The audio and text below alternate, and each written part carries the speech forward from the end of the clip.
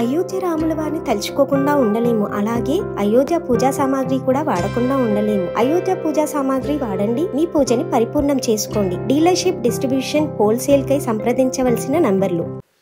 నా పేరు కొర్రా వసంత. నేను వచ్చింది దుందిగల్ నుంచి. దుందిగల్ మున్సిపాలిటీ కిందికి వస్తుంది అనమాట. మాది ఒక 5 గుంటాస్ ల్యాండ్ ఉంది తాతగారి పేరు మీద. మా ఫాదర్ వాళ్ళు 4 మెంబర్స్. కానీ కౌన్సిలర్ శంకర్ అనే ఆయన ఇల్లీగల్ కన్స్ట్రక్షన్ చేస్తున్నారు. మున్సిపాలిటీ వాళ్ళు పట్టించుకోవట్లేదు. పేపర్స్ కూడా ఏం లేకుండానే వాళ్ళకి మేము రిజిస్ట్రేషన్ కూడా చేయలేదు. ఆ 5 గుంటాస్ ల్యాండ్ మీద ఫైట్ చేస్తున్నాము. ఆల్రెడీ కోర్టులో కూడా కేసు నడుస్తుంది. పోలీసులు కూడా చాలా ఇన్రెస్పాన్సిబుల్గా పట్టించుకోవట్లేదు.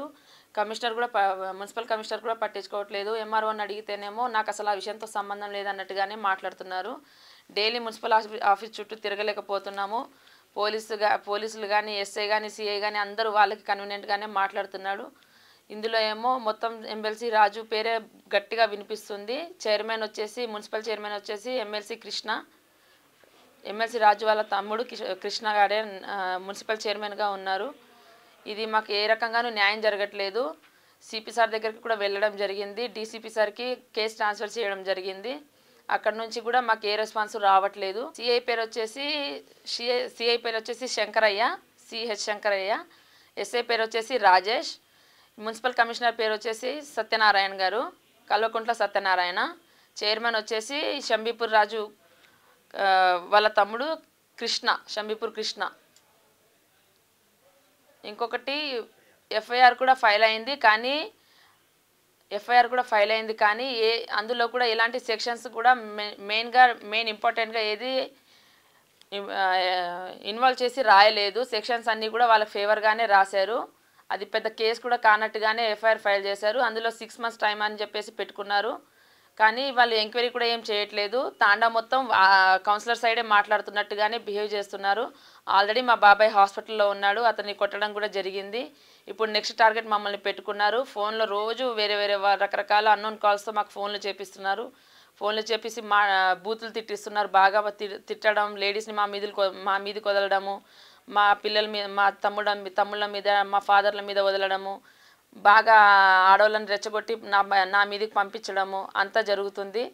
అక్కడ నుంచి మేము ఆఫీస్కి వెళ్ళినా కూడా ఎక్కడికైనా జాబ్ చేసుకునే వాళ్ళం. మేము ఆఫీస్కి వెళ్తుంటే అన్నోన్ మెంబర్స్ అందరూ కూడా మా ఆఫీస్లో చుట్టూ తిరుగుతున్నారు. నువ్వు ఫలానా బస్సు ఎక్కుతున్నావు, నువ్వు ఫలానా టైంలో అక్కడ దిగుతున్నావు, మీ పిల్లలు గేట్ దగ్గర ఆడుకుంటున్నారు అని చెప్పేసి ఇట్లా చాలా రకరకాలుగా మాకు థ్రెటనింగ్ ఆడియో రికార్డింగ్స్ పంపిస్తున్నారు.